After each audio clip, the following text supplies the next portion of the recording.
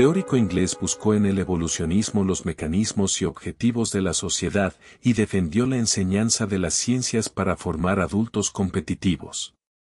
Herbert Spencer no asistió a escuelas, recibiendo toda su educación en casa de sus padres. Trabajó como ingeniero en la London and Birmingham Railway de 1837 a 1846. Posteriormente, se dedicó a estudios de geología y biología, y entre 1848 y 1853, trabajó como asesor del director del periódico Economist de Londres. Un año antes de abandonar el Economist, comenzó a publicar sus principios de psicología, donde, en ciertos aspectos, se anticipa a Charles Darwin en la formulación del principio de la selección natural. A partir de 1860, inició la publicación de lo que llamó Sistema de Filosofía Sintética, un intento de estructurar, en un sistema coherente, toda la producción científica y filosófica de su tiempo, centrada en la idea de evolución. La doctrina de Spencer se expresa e identifica con el principio según el cual la evolución se produce, a. de lo más simple a lo más complejo, b. de lo más homogéneo a lo más heterogéneo, c. de lo más desorganizado a lo más organizado. Este principio tuvo una aplicación generalizada dentro de la obra de Spencer y en todo el final del siglo XIX en diversas áreas del conocimiento científico, como, por ejemplo, en la neurología. Relación con el evolucionismo. Las implicaciones de Spencer son de gran relevancia para las teorías del evolucionismo. La noción de evolucionismo de Charles Darwin se aplica a diversos campos del conocimiento humano, como la biología, la psicología, la política, la ética y la sociología. En este sentido, Spencer es considerado el pensador más importante del llamado darwinismo social y fundador de la biología social. Según su punto de vista, en la lucha por el espacio y los recursos solo prevalecen los hombres más fuertes, tal como ocurre entre los animales en la naturaleza.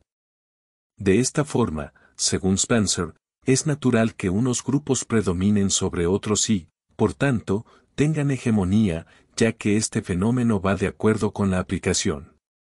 De hecho, es interesante observar que, incluso antes de Charles Darwin, Spencer ya hablaba del tema del evolucionismo. En este sentido, el darwinismo social significa la creencia en la existencia de sociedades más civilizadas que, por tanto, estarían en un estadio evolutivo superior y sociedades menos civilizadas que, por tanto, estarían en un estadio evolutivo inferior.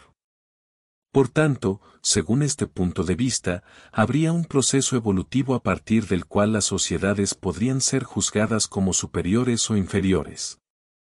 Este tipo de teoría evolutiva dio lugar a procesos de colonización en los que el pueblo colonizado era visto como inferior y, por tanto, capaz de ser dominado por los más fuertes.